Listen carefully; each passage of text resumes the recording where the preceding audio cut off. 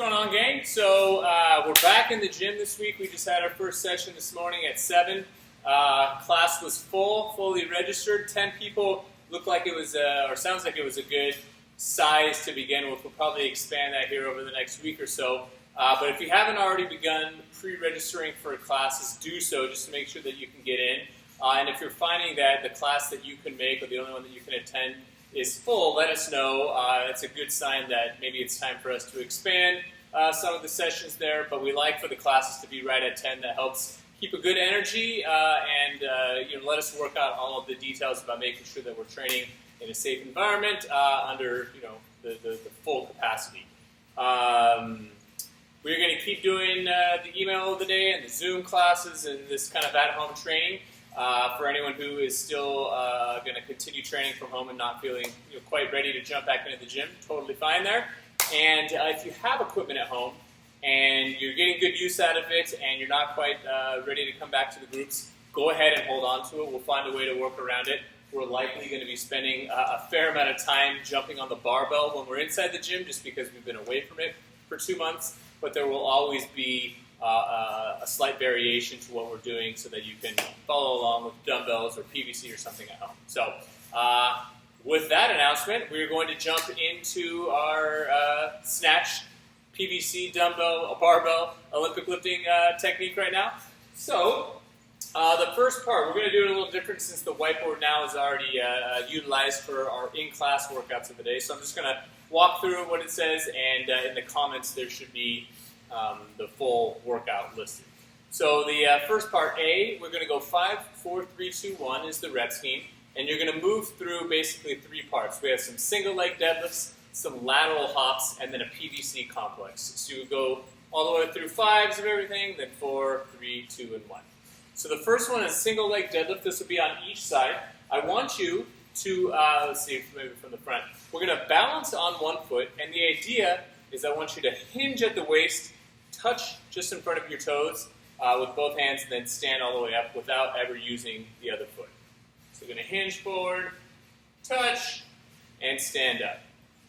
That fight for keeping good quality and not letting your other foot go down to the ground is a big part of the benefit here. So don't let these reps get sloppy. In fact, don't even count it unless you're able to get all 5 reps unbroken without letting the other foot touch.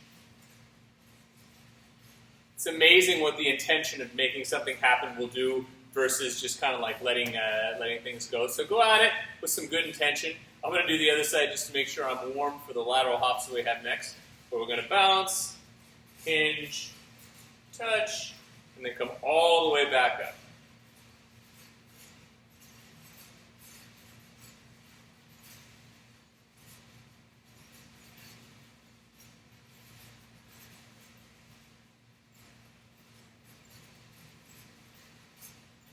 Okay, so we got 5 on both sides there. Next one is a lateral hop. So if you haven't done a whole lot of side-to-side work, start small, but we're going to get bigger as you feel more comfortable. Got this from Butters and some of his knee rehab, but it's a great thing to do even if you don't already have an injury that you're rehabbing. All we're going to do is we're going to jump side to side, and again, we want to try and land balanced on one foot and not have to use the other foot. So like I said, you can start small, but the idea will be jump sideways, catch it. Jump sideways, catch it.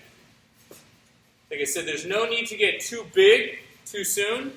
Really own the repetitions and your landings first. Then we can talk about making it harder. We'll do 5 each way. You'll notice that the arms kind of intuitively start going a certain way, a certain direction. Whoop, save it. Embrace that. It's a big part of jumping. Jumping is not purely just a lower leg thing. Your whole body is involved with making it happen. So again, only count the reps where you're able to do it successfully. Then the PVC complex. 4 moves. We have a power snatch, overhead squat, Sott press, and a snatch balance. So let's start here. With a nice hook grip, thumb down, wrap the fingers around. We'll get set at the shins. And we would do a set of 5 here. I'm going to do 2 just because, for brevity. But we're going to go from the shins, come up past the knees, scoop, and power snatch. We'll stand tall. Then we're going to go for an overhead squat. All the way down. When you're down here, we're going to stop and hold. Lower the bar to your neck. Press.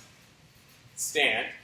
And then at the very end here, we're going to bring the bar for the PVC to your shoulders and feet are underneath you, and we're just going to drop into an overhead squat position. That would be 1 rep of each of them. As you go through, in that first set of 5, you would do 5 power snatches, 5 overhead squats, 5 Sott presses, and then 5 snatch balances. My screen turned off, but it looks like the video is still going.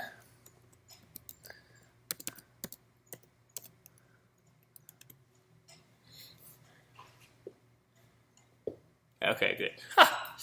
Different video techniques for this. Okay, so we will go through, like I said, the single leg deadlifts, the lateral hops, and the PVC complex, 5, 4, 3, 2, 1 of each. Then we'll move on to the kind of classic thing we've been doing with the PVC technique wads, is we're going to get 35 PVC squat snatches for quality. Break them up, small chunks, but start with the feet underneath the hips, get a good setup, really concentrate up past the knees, scoop, and stand. Definitely video this or have someone watch you to provide some feedback, and only count the quality ones.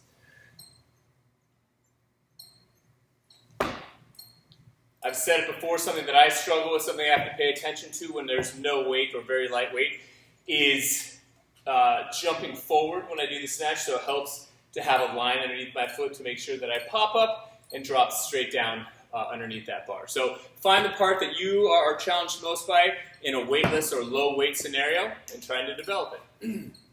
Third part, after we finish the PVC work, we're going to move on to some dumbbells. We have a bit of a complex, and you're going to, with a dumbbell complex, we're going to alternate back and forth, left and right arm, just every single rep that you go here.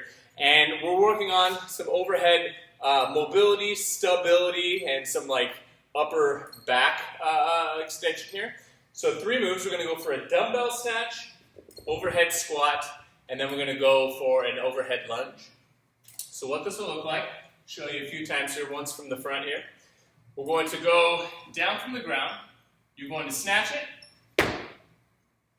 Stand tall. If you need to make an adjustment with your feet, do that, but ideally we're able to start catching right where we can do an overhead squat, which we'll do next.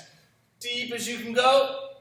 Stand, and then I want you to do a cross body lunge. So my right arm is up overhead. I'm going to lunge with my left side, and then stand tall. That's 1 repetition. This is a 150-pound dumbbell, so I got to take my time here, but I'm going to go for the other rep now. So that was rep number 1 on my right side. Now I'm going for rep number 2 on my left side. Snatch. Overhead squat, and then cross body lunge. And bring it down. Once again, great for having video. I'm watching my video as I go, so it helps feedback here. Make sure it doesn't fall asleep. But we're aiming to be able to do these overhead moves with a fully locked out elbow, keeping pretty good vertical arm here. That's one of the benefits of using dumbbells, is you get to train each of the sides individually. You can't really hide from some of the mobility challenges. I'll show you from the side. If you're unable to get a full depth squat, no big deal. We're just going to train whatever your bottom end range of motion looks like. So I'm back on my right side. I'm going to snatch. And let's just say right about here, I start to lose it. Just fight for it. Maybe we push a little bit lower, like an inch. Then we stand tall, and we'll go for that overhead lunge. I almost lost it. That was probably not the best quality. Do it again. Keep my belly and my butt nice and tight. I touch and stand tall. Let's get my left side. Power snatch. Maybe I can get right about here. Great. Then we're going to go cross body overhead lunge. We're going to do that 8 total reps, so 4 on each side. And after each set there, you're going to go for 10 hollow rocks. We'll go through this 4 rounds. It's not for time. This is for quality, for good load, as long as the quality is there. And just make it through 4 working rounds. Last piece, not a breath, last piece is a little barbell strength, if you have access to one. We're going to go every 90 seconds times 10 rounds.